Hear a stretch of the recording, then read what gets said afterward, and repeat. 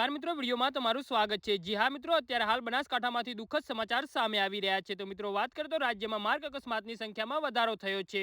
બનાસકાંઠામાં 2 માર્ગ અકસ્માતમાં કુલ 3 લોકોના મોત નીપજ્યા છે। બનાસકાંઠામાં ધાનેરાના ધનોધરા ગામ પાસે બાઇકની સામસામે ટક્કર થઈ હતી અને આ ગંભીર અકસ્માતમાં 2 યુવાનોના મોત નીપજ્યા હતા। જી હા મિત્રો, અત્યારે હાલ મોટા અને દુઃખદ સમાચાર સામે આવી રહ્યા છે। આ અકસ્માતમાં અન્ય 2 લોકો ઇજાગ્રસ્ત થયા હતા। ઇજાગ્રસ્તોને સારવાર અર્થે હોસ્પિટલ ખસેડવામાં આવ્યા છે। મૃત્યુ પામેલા બંને યુવાનોના મૃતદેહને ધાનેરા રેફરલ હોસ્પિટલમાં પીએમ અર્થે ખસેડવામાં આવ્યા હતા। જી હા મિત્રો, અત્યારે હાલ દુઃખદ સમાચાર સામે આવી રહ્યા છે। ધાનેરા પોલીસે ગુનો નોંધીને સમગ્ર મામલે વધુ તપાસ હાથ ધરી છે।